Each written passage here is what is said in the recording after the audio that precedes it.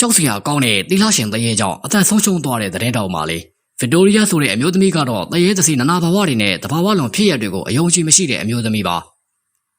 သူမဟာမှုခင်းသတင်းတောက်တယောက်လေးဖြစ်တာကြောင့်လူတွေရုပ်ပြက်ဆင်းပြက်သေးဆုံးတာသူထွက်တန်ယူကိစ္စတွေကိုလည်းအမျက်တစေမြင်းနေထိတွေ့နေရသူလည်းဖြစ်ပါတယ်ဒါကြောင့်ဗစ်တိုးရီးယားဟာတရေမကြောက်ဘူးလို့တငယ်ချင်းတွေကြားမှာအမျက်တစေဝင်းကြွားနေတဲ့သူပါဒီလိုနဲ့ပဲတရေသစီမကြောက်တတ်တဲ့သတင်းတောက်မာလေးဗစ်တိုးရီးယားဟာတနေ့သူတို့မြို့ထဲမှာတရေ6တာကျန်းလို့ဘယ်သူမှအနာမကဲရဲကြတဲ့ခရီးယန်ချက်ဖျားเจ้าပြတစ်ခုကိုလေ့လာဖို့ဆုံးဖြတ်ခဲ့ပါတယ်အဆိုပါဖျားเจ้าဟာတရေ6တယ်လို့နာမည်ကြီးပြီးတော့နှစ်စဉ်အော်တိုဘာ31ရက်ဟော်လိုဝင်းနေ့မှာဆိုရင်ထူးဆန်းတဲ့ဖြစ်ရပ်တွေအတံပလန်တွေကြားရတယ်လို့လည်းသတင်းထွက်နေတာပါဒါကြောင့်လည်းသတင်းတောက်မာလေးဗစ်တိုးရီးယားဟာဟော်လိုဝင်းညဘက်မှာကင်မရာလေးတစ်လုံးနဲ့တယောက်တည်းချက်ဖျားเจ้าကိုလေ့လာစူးစမ်းဖို့ရောက်ရှိလာခဲ့ပါတယ်ဒီလိုနဲ့ဖျားเจ้าပြက်ထဲဝင်လိုက်တော့အရာအလုံးကမှောင်မဲအေးဆက်နေပြီးတော့ခြောက်ခြားစရာအတိဖြစ်နေတာကိုသူမတွေ့ခဲ့ရတာပါဓာမီထွန်းကြည့်တော့အထဲမှာတည်းထင်ထားတာတဲ့အစောအုပ်ကပုံပုံပျက်စီးနေတာကိုမြင်တွေ့ခဲ့ရပါတယ်ကျမ်းမြေမှာလည်းမှန်ကွဲစာတွေနဲ့မို့တတိထားလမ်းလျှောက်နေရပါတယ်ဒီလိုနဲ့တနေရာရောက်တော့သွေးနဲ့ Flex ဆိုတဲ့နာမည်ရေးထားတဲ့အောက်လန်းအစီရင်တစ်ခုကိုမြင်လိုက်ရပါတယ် Flex ဆိုတာကခရီးယန်ဘာသာအရသီလရှင်ပုံစံယူထားတဲ့ငရဲပြည်ကကြောက်စရာမကောင်းဆိုးဝါးတစ်ယောက်ပါတရေတော်မာလေးကတော့တယောက်ယောက်စနောက်ပြီးတော့ရေးထားတာလို့ပဲမှတ်ပြီးတော့ဖះเจ้าနဲ့ရှောက်ပြီးတော့လေ့လာနေလိုက်တယ်ဒီလိုနဲ့ခဏကြာတော့ဖះเจ้าကျန်းကင်းကအကွဲသွားတယ်ဒီလိုအကွဲပြီးတော့ဖုံဖုံတွေထွက်လာပြီးချောင်းအောင်ဆိုးလာတာပါဒီလိုနဲ့ခဏကြာတော့ရှေးအောင်စာအုပ်တအုပ်ကျမ်းမြေပေါ်ကိုကြောက်နေတာကိုတွေ့ခဲ့ရပါတယ်တတောက်မလေးလေစာအုပ်ကိုလှည့်ကြည့်တော့သူမနားမလဲတဲ့စာရီနဲ့ရေးထားတာကိုတွေ့ရပါတယ်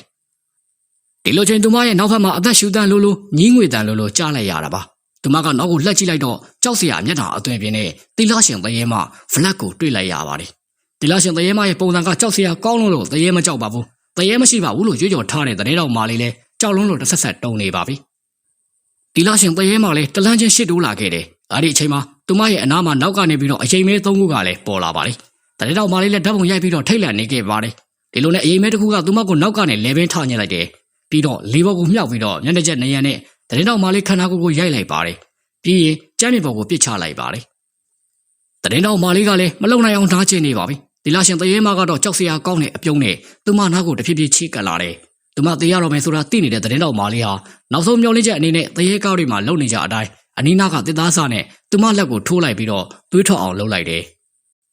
ထွက်လာတဲ့သွေးကိုကျမ်းမြေပေါ်ကအစီရင်ပေါ်ကိုတုပ်လိမ့်လိုက်ပါတယ်ပြီးရင်တော့ပါဇက်ထဲမှာရှိသမျှသမာကျန်းစာတွေကဖျားစာတွေရွတ်လိုက်တာပါဒီခါမှာတော့သူမရဲ့သွေးကိုအစီရင်ကဆွတ်ယူသွားပြီးတဲ့နောက်တီလာရှင်တရေမနဲ့တခြားသောအရင်မဲတွေပျောက်ကွယ်သွားခဲ့ပါတယ်ဒီလိုနဲ့ပဲသူမဟာဖျားเจ้าတွေကပြေးထွက်ရင်းနဲ့လွတ်မြောက်လာခဲ့တယ်ကြာခွဲသွားတဲ့ကင်မရာလေးကိုပါကောက်ယူလိုက်ခဲ့တယ်ဒီလိုနဲ့တရေ6ခံရပြီးတလအကြာမှာကင်မရာပြန်ရလာခဲ့ပါတယ်တရေတော်မာလေးလည်းကင်မရာထဲမှာသူရိုက်ခဲ့တဲ့ဖျားเจ้าကဓာတ်ပုံတွေကိုပြန်ကြည့်နေတာပေါ့ဓာတ်ပုံအများစုကတော့မပြီးမပြင်းဝါတာတွေအမောင်တွေကပုံနေပါပဲဒါပေမဲ့ဓာတ်ပုံတစ်ပုံမှာတော့တီလာရှင်တရေမရဲ့ပုံရိပ်ကပါလာပါတယ်တရေမကဓာတ်ပုံတွေကနေတရေတော်မာလေးကိုပြုံးပြီးတော့စိုက်ကြည့်သလိုပါပဲရုပ်တရက်ဆိုသလိုတရေတော်မာလေးရဲ့တိုက်ခန်းကမှောင်မဲသွားပြီးတော့အခန်းကအိတ်စိန်သွားတယ်ကွန်ပျူတာကလည်းပိတ်သွားတယ်ခဏအကြာတော့ကွန်ပျူတာစကရင်မှာတရေမရဲ့ပုံရိပ်ပေါ်လာပါတယ်ပြီးတော့တိုက်ခန်းမှာရောတရေတော်မာလေးရဲ့ဖုန်းထဲကိုဘယ်ကမှမသိတဲ့စာတစ်စောင်ကဝင်လာတယ်အဲ့ဒီစာထဲမှာရေးထားတာကနေငါးလက်ကမလွတ်မြောက်နိုင်တော့ဘူးတဲ့ဒီလိုနဲ့မနက်မိုးလင်းတော့တရေတော်မာလေးဟာဆက်ကျိုးပြီးတော့တင်းနေတာကိုတွေ့ရတာပါ